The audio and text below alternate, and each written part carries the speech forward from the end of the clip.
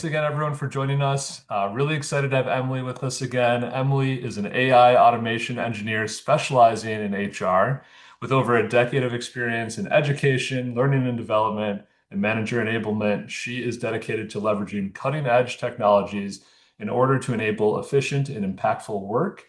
Emily is passionate about innovation, equity-driven design, and harnessing her strengths to enhance the user experience for HR practitioners and leaders. Emily, thank you for joining us this month. Really appreciate it. Thanks so much for having me, you two.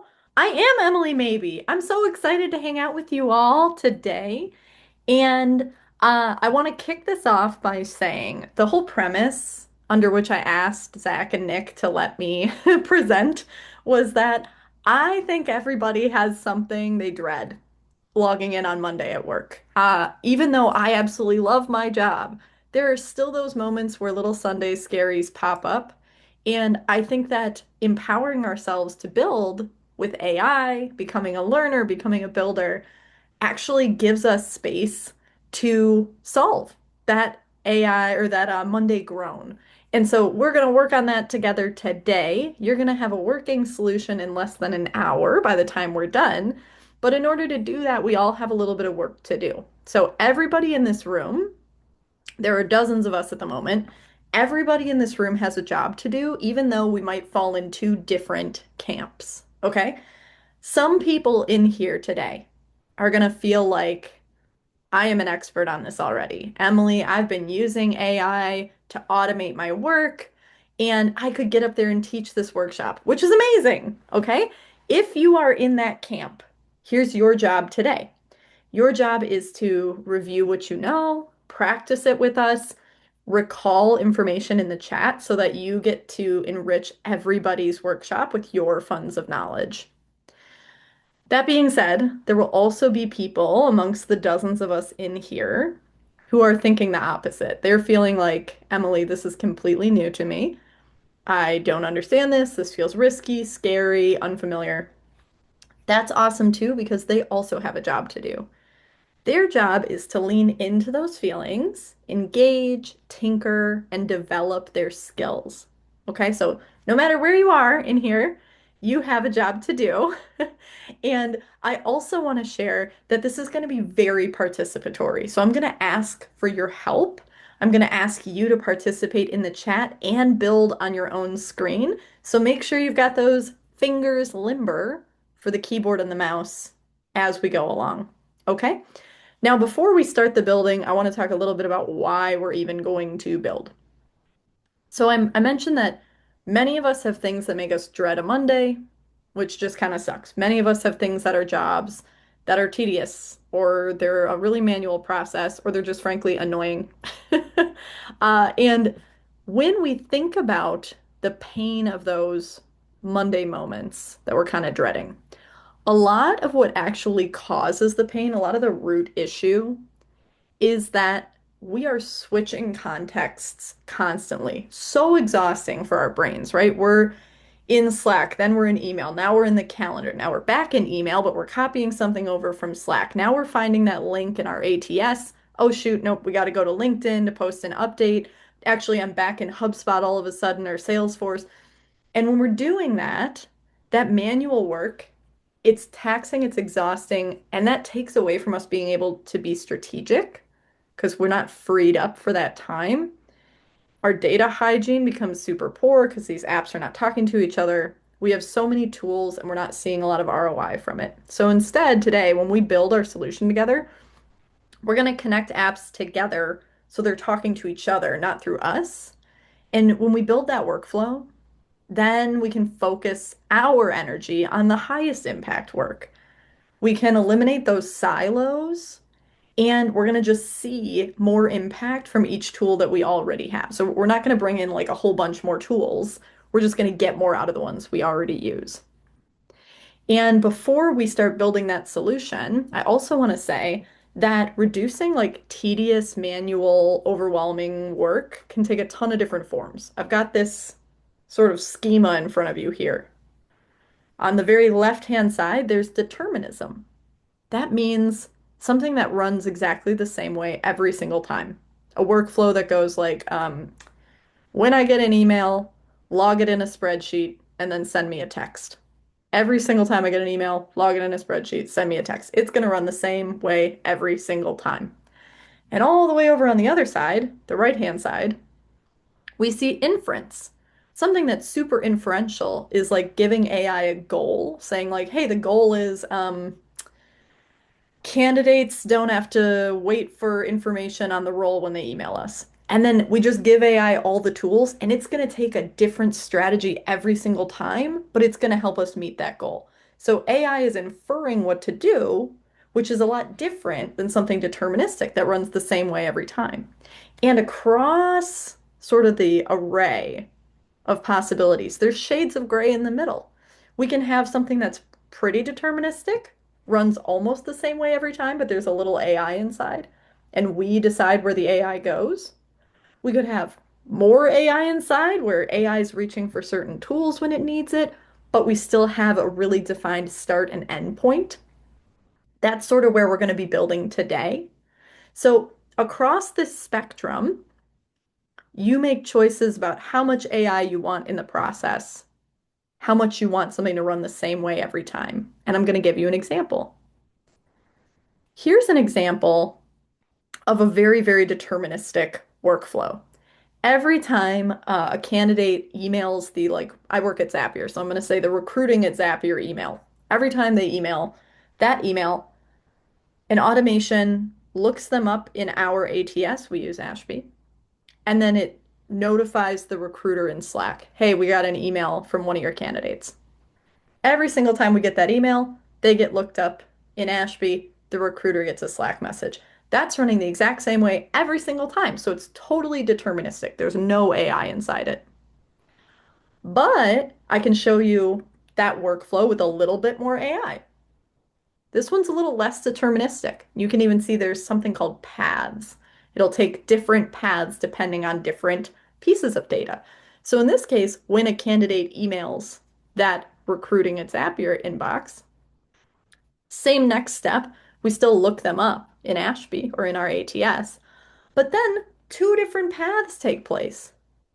If that person is a current candidate, we found them in Ashby, then AI generates a draft response based on all the notes in their candidate profile saying, hey, here's the email I think we should send back about where they are in the process, what they can expect next, and then sends a Slack to their recruiter to reach out. Or the other path, if we don't find them in Ashby, they've never applied, they're a brand new candidate, they might get a totally different email draft that's like, hey, here's why we think you should apply for the role. Sounds like you might be a good fit based on XYZ. Here's the link. And then sends that to the recruiter. So you can see it still starts and ends kind of the same way. It still starts with the email waking up the automation, ends with a Slack message, but in the middle, AI makes a few choices and changes to customize the outcome. So those are just two contrasted types of workflow. That's enough talking from me. Let's get into some building. So today, I mentioned you're going to build a solution for something that you dread on a Monday. But in order to do that, first we need to build something all together so that we understand how to do it. So first, we're going to all build for the same problem. And then at the end, I'll show you how to build your solution. So we're going to jump into getting our fingers on the keyboards, our hands on the mouse. We're going to start building something called a Zap. That's a workflow that Zapier allows us to build. And the problem we're going to solve is it's a Monday morning. We open up our computer. The calendar shows, at least for me, back to back to back to back meetings with completely different contexts. This one's internal, that one's external. This is a one-on-one. This is probably a sales pitch you're getting. And we're drowning. Our brain is having to context switch every 30 seconds. There's no space to prep. When we show up to the meeting, are we representing our best selves? Are we getting what we need out of it? Are the people in the meeting getting what they need out of it? We're going to build a solution today so that we show up prepared. We can increase the impact we have in meetings by handing off the entire process of meeting prep to AI, meaning that we get time back in our day because we're not having to fit that in between back-to-backs, and we're going to have fewer Sunday scaries when we're heading into a heavy week. So that's what we're going to build today. In order to get started, I'm going to give you all a few seconds to do two things for me. If you don't have a Zapier account, what a great question, Sarah. I see your question in the chat. I'll come back to that in a second. If you don't have a Zapier account yet, that's okay. We're going to use a free trial. You don't have to pay for anything right now. So we're going to head to Zapier.com and there will be a big orange button. You can see it on my screen where it's like, hey, do you want to start a free trial? You're going to want to start a free trial so that we can build together today. So again, I'm not asking you to pay for anything. This is just getting set up so we can build. I'm going to address the question in the chat, and I'm also going to say, folks, I have the chat open like right above my camera so I can see the questions as they come in. If you have a question, please throw it in the chat or in the Q&A if we've got that too. I didn't even check. I think we're using the chat today. Oh no, we do have Q&A. Throw it somewhere. If it comes in the chat, I can see it right away. If it goes in the Q&A tab, we'll get to those at the end. But Sarah, to your point, you don't need to sign up for a Copilot account or anything. We're just going to use Zapier right now for this. So we're not going to pay for anything else. All right, I think I've given folks enough time and I just realized I should put it in the chat. Zapier.com is where we're going to sign up for that free trial. I'm going to switch to also be on Zapier.com so we're all looking at the same thing. So I'm going to head away from my slides. Whee! Okay. Once we're logged in to Zapier and we've signed up for our free trial, if we go to the home page, so here I am at Zapier.com, we're going to see this. Now I'm going to tell you something that is super cool. If I wanted to build my entire solution without really doing anything myself, I could just click in this box and I could describe the problem. I could say, I'm overwhelmed by meeting prep. Help build me a solution that preps me for every meeting. And then I could hit enter and it would just build it. Okay, that's super cool. Now here's the problem. You're building with me today. And my background, as my little image above my head says, is the neuroscience of learning. So something that's really important to me as an educator is that you understand why things work, how they work, so that if you ever need to troubleshoot them, you can confidently. So while this is super cool, and we're going to use this at the end to build another solution, to start out with, we're going to build from scratch so that we really, really understand the pieces. Okay, so instead of using Copilot, we're going to start from scratch. Right under the box, I can see it here. It says start from scratch to make an automated workflow. And in order to make sure we all see what I'm talking about, I'm going to put a screenshot in the chat. You'll see me do this a few times, but I'd like to be able to use screenshots so that if anybody falls behind, you get a phone call, you walk away, you can catch right back up with where we are. So there's the screenshot. I'm going to click that button that says Start from Scratch, Automated Workflows. And when I do, it will open a blank workflow. Two things are true. We see this box again, and it's like, Emily, come on, just tell me what you want me to build. I'll build it for you. The other thing that's true is we're still going to ignore it. We're still going to ignore it and build it from scratch. So I'm going to actually just move down so that we have more space to see the two parts of our workflow.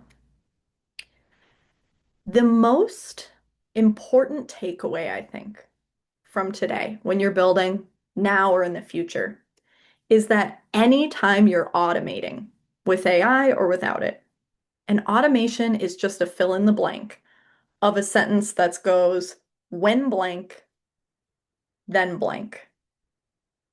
Every single automation I've built, whether it's 2 steps or 100 steps, is just a fill in the blank sentence of when blank, then blank. And our when is the trigger. That's what's going to wake up our automation. So in the example I gave earlier, I said, when a new email came in the inbox, then look the candidate up in our ATS and then send a Slack message. So it's just a when and then. In the case of our example that we're going to build today, we're talking about when we're about to go into a meeting, we're drowning right now. How can we be super impactful? Well, when I think about my solution, I think what should wake my automation up is when I've got a meeting coming. When it's, I don't know, 30 minutes before a meeting, then prep me. That gives me like enough time to read the prep, but it's not like hours before where I'm going to forget everything. So I'm going to say that my when statement is when it's 30 minutes before a meeting. So that's the trigger I'm going to set up. And my trigger just wakes the automation up to do its job. So I'm going to click on the trigger. You can click on it with me, and you'll see something pop up. It's this box. The box is full of different apps. It actually has 9,000 apps. We could search for so many apps. If you don't see yours on here, you can search for it. Bam, there's Outlook, right? What I'm going to use is Google Calendar because that's where my meetings are. My meetings are on Google Calendar. Very important here. If you use a different calendar, search for your calendar. If you use Google Calendar, great. Yours is going to look exactly like mine. But this is kind of like the first time I'm going to mention this idea of customizing. You want to make sure that your automation uses the apps you actually use for the problems you actually have to solve. So we might see little differences between what you make and what I make because we're two different people. I use Google Calendar, so I'm going to click Google Calendar and a box pops up again. And it's like, cool. We're going to use Google Calendar, but for what? Like, what should actually wake our automation up? That's the trigger event. So I'm going to click that and I see a lot of choices. Man, we could make our automation wake up whenever someone cancels a meeting. That's cool. When a meeting is done. That one's fun. I have some automations that are like when a meeting is done, go send a recap to everybody who was there. In this case, what we want is this one.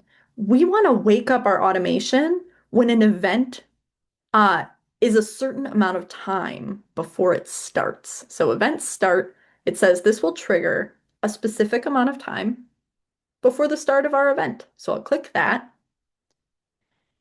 And then there's one more box here I have to set up. This is which Google Calendar account it's going to look at.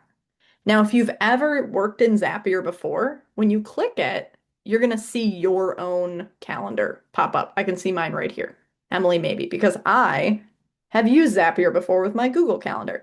But if you've never used Zapier before, that's okay. You have a purple button called Connect New Account, and it'll only take you like 25 seconds to hook up your calendar. So I'm going to take another screenshot. Boop. If you don't see your calendar in that dropdown, you're going to press the purple button. Take just a second to hook it up. Whoops, I clicked the wrong one. Classic. There we go. And we'll know that we're all set when we see three things for our trigger. Our trigger should have, here we go with another screenshot from me. Our trigger should have Google Calendar is the app. Our event is event start. We should see our own Google Calendar account, or if you're in another calendar app, that account too.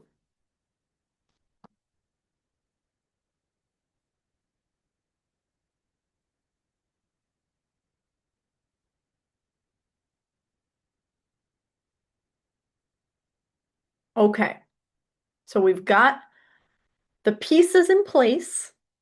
Now let's make a decision. We're going to click the purple continue button and we have a decision to make. The first one is which calendar should we look at? Ooh, Sarah, great call out. If you tried using your work calendar, like your work Google Calendar account, and you got an IT blocker, for now, connect your personal calendar just to set this up. And then later, if you get IT permission, you can swap it out. I'll show you how to do that if I remember at the end. It's just clicking one button. But yes, for some of you, if you try to hook up your work calendar and you have an IT blocker, you might just have to pick a different calendar for now. Okay, so The first decision we have to make is which calendar to look at. I don't know about you guys. I'm going to show you an embarrassing number of calendars. 26. I have 26 calendars.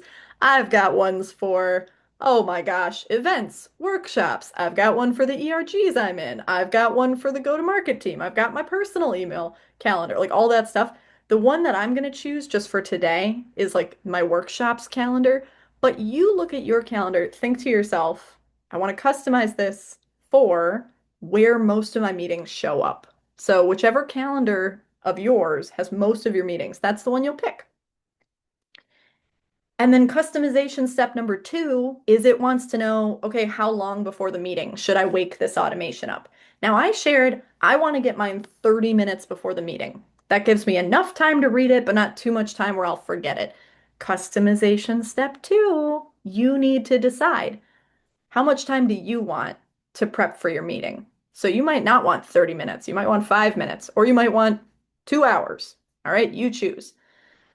The point is, we're customizing in two places, which calendar and how long before the meeting. Those are the only two things we need to fill out on this page. We're just going to ignore the other box. But I'm going to screenshot this one and put it in the chat.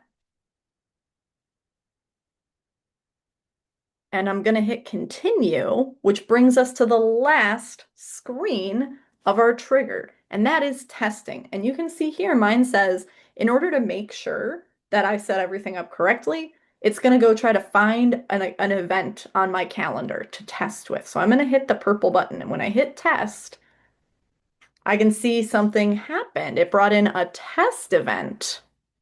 Ooh, look at that. And I can even click it again and see if it'll go find other records. I think it's going to bring in another test event. So if it doesn't see like a recently made event on your calendar, it'll pull in test data.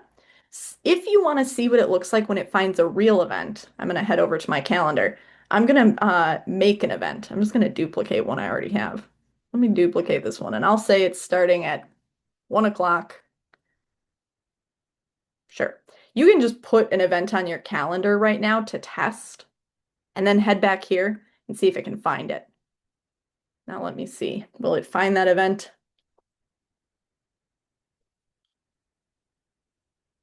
Look at that. It found my freelancer discussion meeting with Peter Jurich. I just duplicated that on my calendar. So the point is, you'll either get like some blank test data, which is totally fine, or you can make an event to have it find it if it doesn't find a real event on your calendar. I'm going to use this one that I had it find the duplicate of my freelancer discussion because it'll allow me to show you how to set up the next step. But I'm going to use this one. I clicked on this event. I'm going to hit continue. And I'm going to X out of here for a second to show you where we're at. Okay, so far, we know that we want to set up a when then statement that says, when it's 30 minutes before my meeting, then prep me. So believe it or not, we're already halfway done because we already did the when statement. Our trigger is set up. All we have left is the then half. So when it's 30 minutes before my meeting, then prep me. Now here's the part where I need your help in the chat. There are dozens of us. I want you to tell me, and I want you to be like, I want you to be pie in the sky, reach for the stars here. What would it look like to you if you got like really well prepped for your meeting? What would you love for it to do? So when it's 30 minutes before my meeting, then what information do you want? Put it in the chat, and I want lots of ideas. So anything your little heart desires, put it in the chat. The question is, what do you want to know? Oh, I love the first one. Tell me who's not showing up. That's great. Tell me who declined. What else? A high level agenda. Ooh, what are the goals or objectives of the meeting? Love it. What else? These are fantastic. I'm going to tell you my silly one after we get a few more ideas. What would you like to know? Summary of our last meeting. Barb, great. Okay, what do you want to feel prepped? You're going into the meeting. What information will make you feel like you're going to be successful? Let's get one or two more ideas. Ooh, okay. I love invitees by department and title, but also I just love in parentheses, why are they there? Because I have that same question. Oh, lots more ideas. They're related or attached pre-reads, deliverables, like what should I actually bring to this meeting? Is it in person? Is it virtual? I'll tell you one that I heard the other day when I was doing a workshop. Someone who only has in-person meetings, which I was like, what? He said, I want a an update on the this was when I was in London, but he was like, I want an update on the underground. Like, what route should I take to the meeting and what should I avoid? Which I thought was great.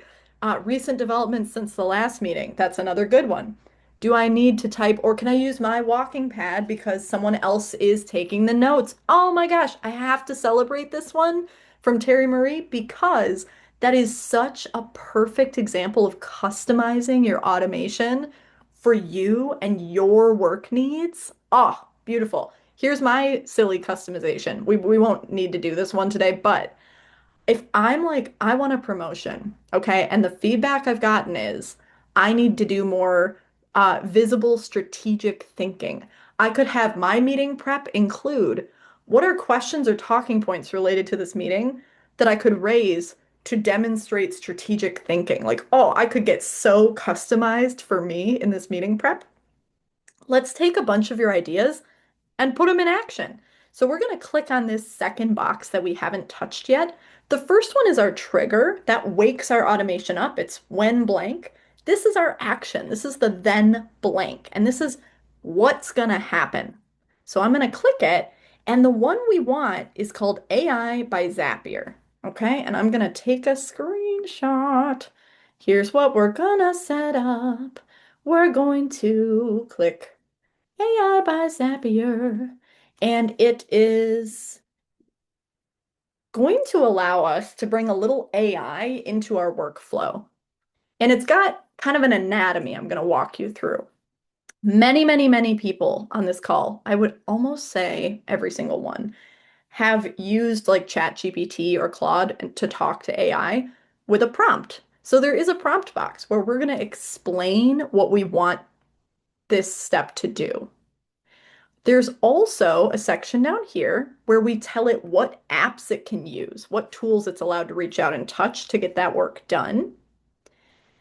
And there are other things too down here that we don't need to worry about right now. So for now, I want us to think, okay, you all gave like a dozen amazing examples in the chat. I'm rereading them of what we might want it to do. Here's how I'm going to write my prompt. And also, just so you know, I'm going to put this in the chat. So if you are typing at a different speed than me, I don't want you to worry about like getting left behind. So I'll type, I'll put it in the chat. I'll type, I'll put it in the chat, but you can also type too. Here's what I'm going to write as my prompt. I'm going to say, okay, 30 minutes before this meeting on my calendar, prep me so that I walk into it impactful and able to get the most out of it. Okay, well, how do I want AI to do that? Well, first I want to tell it what meeting I'm talking about. So I'm going to type the word meeting, and here's a cool trick. If you use the slash key, watch me do it. I'm going to hit slash, slash. All of the stuff that we got in our trigger when our automation woke up, all of that is available. I can put it right in the prompt. So I'm going to tell it, this is the meeting I'm talking about. Here's the meeting. It's called Freelancer Discussion with Peter Jurich. Okay, well, what else should it probably know? Okay, I want to tell it, uh, here's the description of the meeting. And I can see here, it's like the whole body of the actual meeting is here, where I say, like, let's talk about how we can partner with this freelancer who's a science writer. I'm going to drop that in there. And I'm going to drop in one more piece of information about the meeting. I'm going to give, oh, the attendees. I loved the idea about like, tell me who said they're not coming. So I'm going to put the attendee emails in there. In this case, there's just one. And again, I did that by hitting the slash key, and it lets me bring in anything from earlier in the workflow. Anything at all from earlier in the workflow can get brought in that way. So far, here's what I've got. I'm going to put it in the chat. we're going to add to this. But so far, I've got in 30 minutes before the meeting, prep me so that I walk out of it most impactful and able to get the most out of it. And then I put in the meeting, the description, and the attendees. Okay, well. Oh, Nancy, what a great question. Okay, Nancy asked a beautiful question. She said, wait a minute, is this just going to prep me for one meeting or is it going to run for every meeting? Right now, it's showing the one meeting, the test that I pulled in. But when we turn the automation on, this will run 30 minutes before every single meeting, and it'll pull in that meeting's summary, description, and attendees. Really good clarifying question. So it looks right now like just one, but because we're mapping in, these will change every time it runs, unlike anything we type with our keyboard. That'll stay the same. Okay, so we've got our prompt in here, but it's not great yet. Let's make it a little better. Let's pull in some of your ideas from the chat. What do we want to be prepped on? Okay, well, number one, I loved who is this? Who's in the meeting? So figure out who I'm meeting with and what it's about. Okay. Number two, what else did you guys have? Oh, searching for context. I loved the question about like, what the heck did we meet about before? Okay, so search for context on the event by looking through. For me, it's going to be email because Gmail and Google Calendar, like the past meetings will all have come in through Gmail and stuff. So I'm going to say search through my email. If you have like a folder with all your agendas and stuff, you could point it there. But I'm going to say looking through my email for any past correspondence with these attendees or the company they represent, etc. Okay, so first figure out who I'm meeting with, what it's about, then search for context in my email about it. Then, oh, you know what? If the meeting is external, so I'm gonna say non-Zapier because I work at Zapier. You could say where you work. Then I want it to also search the web to learn more about each company and compile relevant links, context, recent news, etc. That one I'm thinking of because I don't know if you've ever walked into a call where you don't know, like, oh, yesterday they had layoffs and like you're chipper and they have this terrible news they're working through. I want to know the news. What is happening at this company? And you know what? I want this all packaged up. This is an opportunity to customize. I want it in Slack. I work in Slack all day. So I'm going to say package it up into a Slack message. If you don't work in Slack, you might want it as an email or a document, but I'm going to say package that all up into a meeting briefing in Slack that's easy to read, contains hyperlinks, etc. That way, I don't have to go search for anything. It's all going to be right there. And I'm dropping that in the chat if you want to copy and paste. Now, we have set up our prompt. So far, it's going to grab the name of the meeting, the body of it, who's coming. It's going to find out about them, search for context. If it's external, it's also going to search the web. It's going to package that all up for me. But if I turn this on right now, it actually can't do any of this. This is one of the safety features. A lot of times people are concerned about AI going rogue, like AI going and doing stuff we didn't give it permission to do. That's why we are going to turn on and add every tool that we want to give it access to. So I'm going to read line by line and figure out what those tools are. So first I said, figure out who I'm meeting with and what it's about. Well, that is coming in right here. So I don't need to add a tool for that. But then I said, search for context by looking through my email for past correspondence.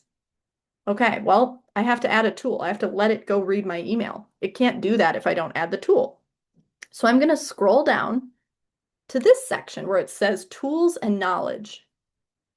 And there's a button here called Add Tool. So I'm going to click that button and I'm going to find my email. That's the app I need. So in my case, I use Gmail. And I have to choose what actions I'm going to allow AI to take in the app. So we're not letting it do everything in Gmail.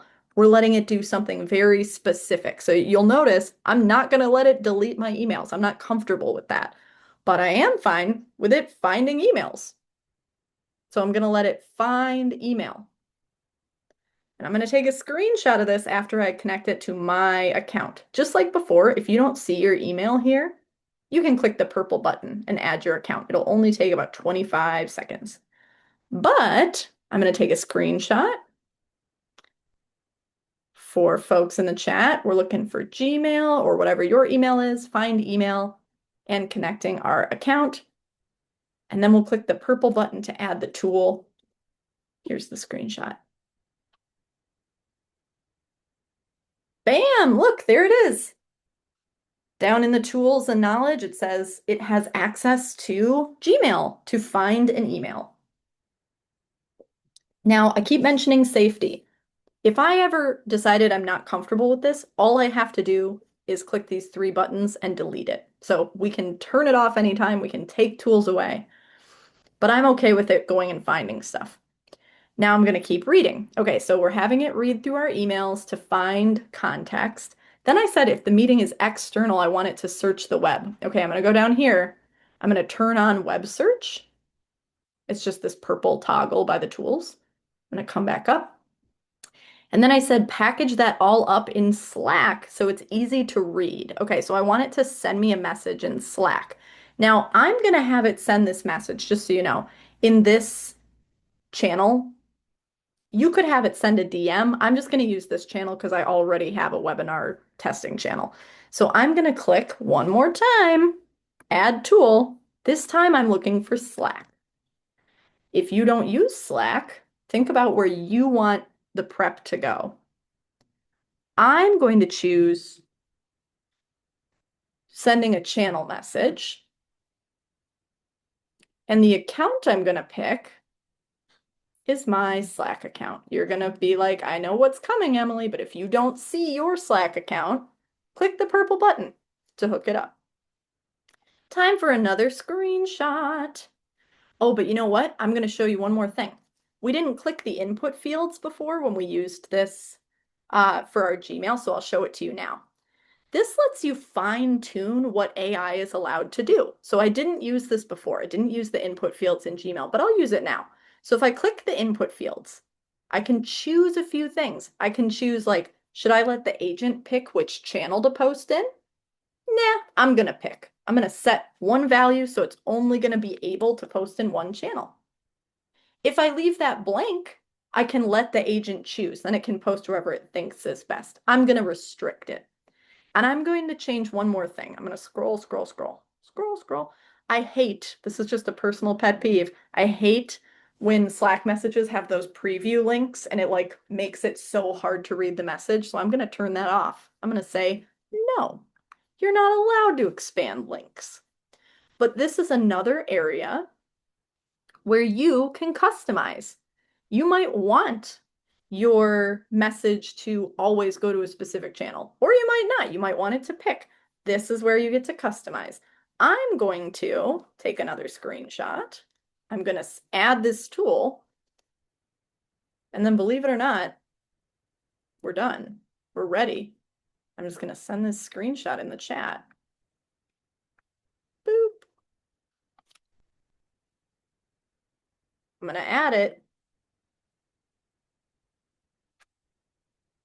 I'm going to plug my dying computer in. Okay, so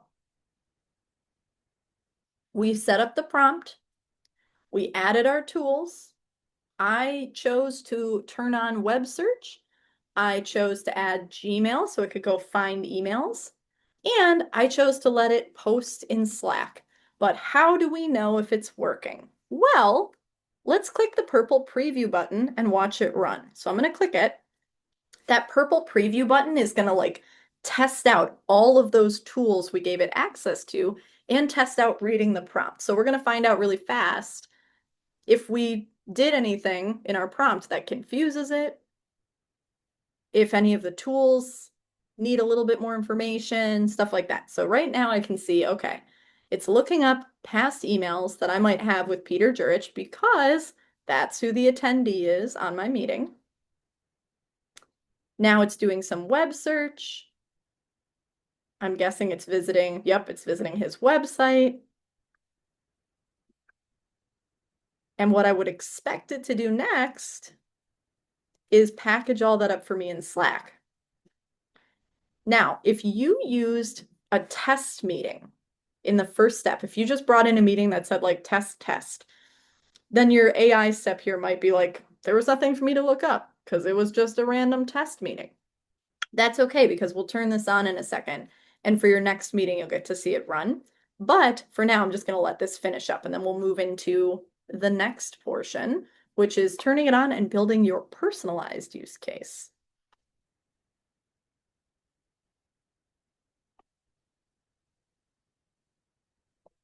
Ooh, we're moving into the Slack message.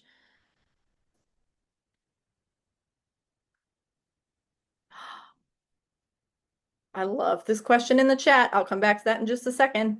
Such a good question. Okay, I'm gonna head to Slack because I think, yep, we got a green check. Let's head to Slack. Boom. Okay, here's what I got. It's like, hey, Emily, you are meeting with Peter Jurich. Okay, here's a link to his website, his LinkedIn, his Open Notebook profile. Here are his emails. Here's a bit about him. He runs Open Science. Here are some clients we found of his. Here are his services. Here's what the meeting is about. And here's all of your previous context and your relationship. So it went back. It found every time we've met what we've talked about. It did company research on him. And oh, look at this.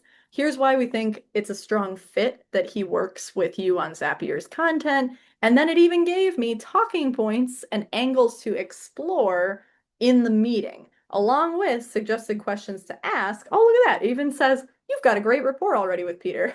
You have mutual enthusiasm. Good luck. That's great. So obviously, I could make the prompt even better. I could tell it more about like, my goals. I talked about the promotion goal. I could talk about when I show up in meetings, I want to show up assertive. So give me some strongly held opinions to come in with about the context, etc. But for now, I'm going to leave the prompt alone. It's short, it's working. I'm going to leave it there. I could make it even better. Just keep that in mind. We can always adjust this. But for now, I'm going to publish my automation.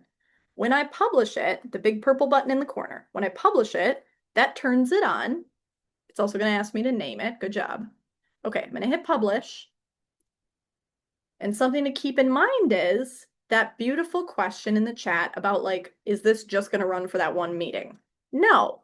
Now that it's turned on, every single time a new meeting is coming up on the calendar, 30 minutes beforehand, this automation is going to run. And I'll be able to see it here in the history of every single time it goes.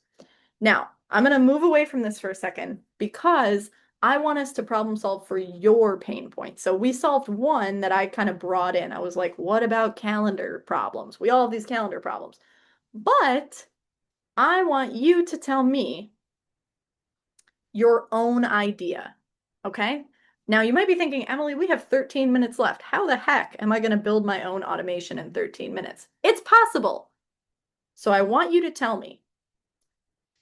Think about your frequent, annoying, repeatable work. Okay? I want you to think about what you would want to automate next. And I'll give you some examples here of how to kind of think through this. You can think about it like every time I have to blank, I have to manually do blank, and that takes blank minutes. So I gave an example here, like every time a candidate emails our inbox, I have to find the right recruiter in the ATS. I have to forward the email, and that takes me like 10 minutes every single time. A few more things you could think through. What do you have to remember to do at work? Where are you copying and pasting between tools? What could you reasonably hand to like a reliable intern?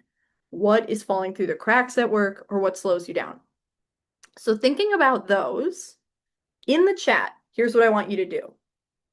I want you to write a when blank, then blank. So think about something you find tedious, annoying, or repetitive or manual and put it in the chat. So I'll give you another example. Here's how I could write it in the chat. I could write when we're 2 weeks out from a workshop, then propose an outline. So I move past blank page problems and loop in the marketing team for approval in Slack. So when blank, then blank. Tell me in the chat, what is your idea for what you would automate next? We're doing this to help inspire each other and ourselves. I would love to see a few in the chat, and then I'll show you how to build them in just a minute.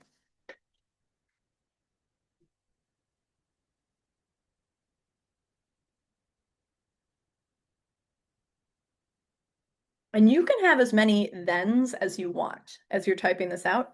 It could be when blank, then blank. It could be when blank, then blank, blank, blank, blank, blank, blank, blank. So be creative here.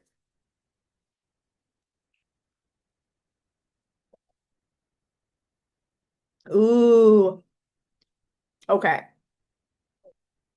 Ooh, these are great. Now, I'm going to challenge you, try to use the when then statement. And I'm asking you that for a reason because we're going to take it, we're going to copy it and paste it somewhere in a second. So try to use when then. These are great examples in the chat about looking at SharePoint, Excel files, PDFs to scan into your email, log the information in Excel, and send out the PDF to a group of people before the meeting. What a beautiful use case. Another one. An email automation lets us know when trucks are being rescheduled and why, then separates that info from the form submission and puts it in a regional dashboard and on branches' own tabs to track rescheduled trucks. And the technician who's responsible for the route. Amazing. Let's get some more in the chat. These are great. Keep them coming, folks. I'm going to give us about 1 more minute and then I'll show you what we're doing with them. So go ahead and put them in the chat.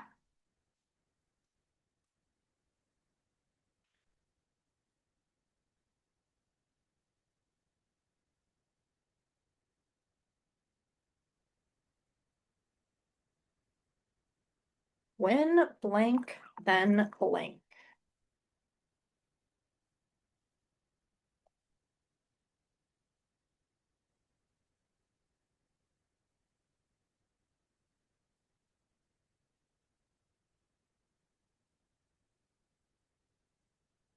Okay, finish your idea. Go ahead and drop it in the chat.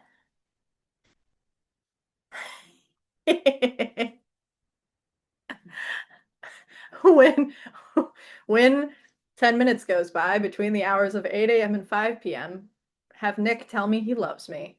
Save some hours every day. I believe that, Zach. When an item is added to a SharePoint list, then create add to calendar link with relevant information in the body and post it to Teams. Beautiful examples, equally valuable.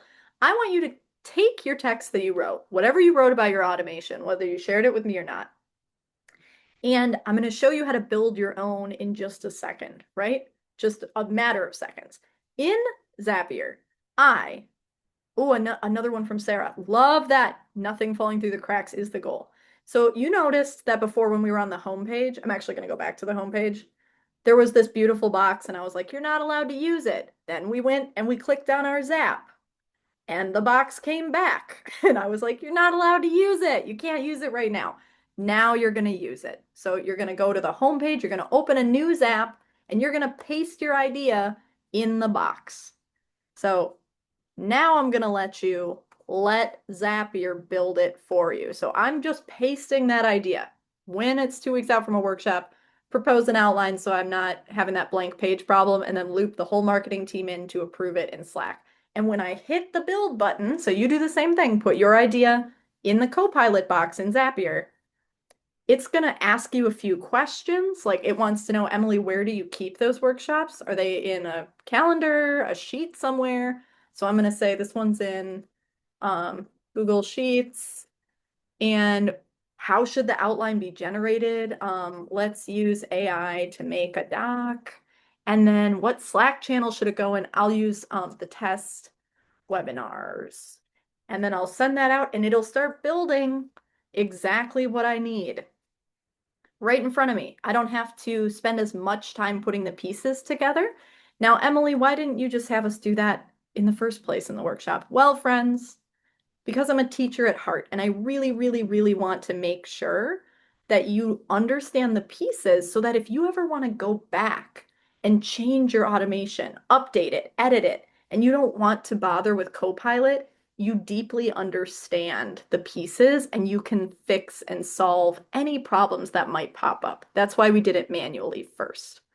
So even though you're now seeing this incredible product build everything I've asked for right in front of me, we didn't do it the first time kind of on purpose. Okay, so I'm going to let this keep building. And you can see, oh my gosh, look how fast it put every day.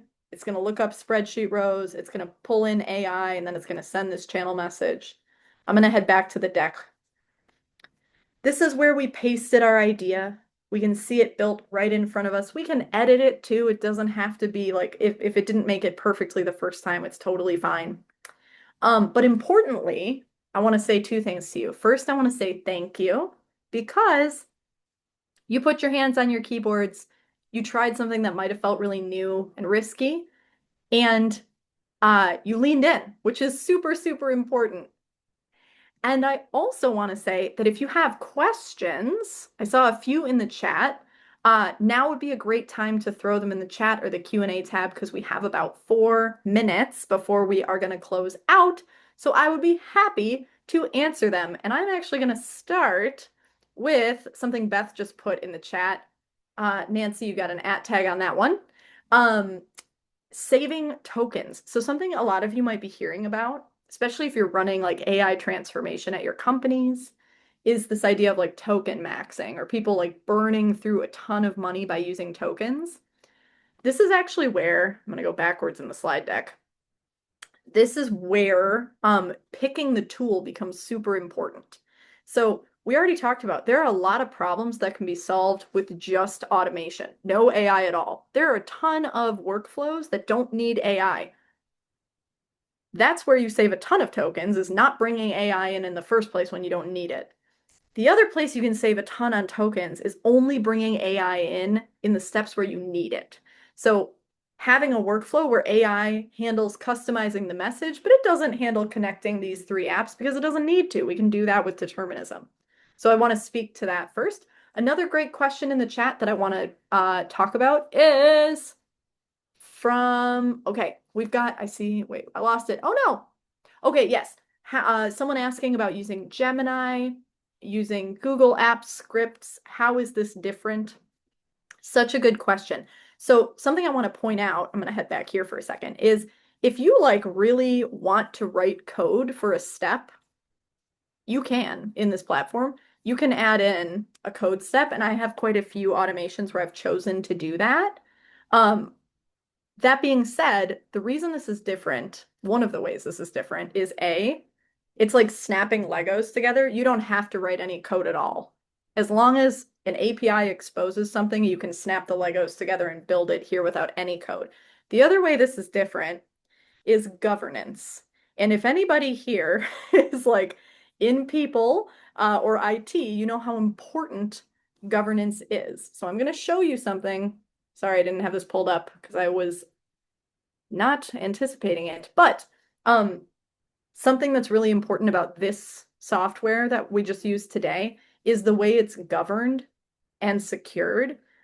You can have things like workspaces. So if you build this automation and you're in HR, it can be in your own workspace so that people in sales who are building an automation can never touch that data.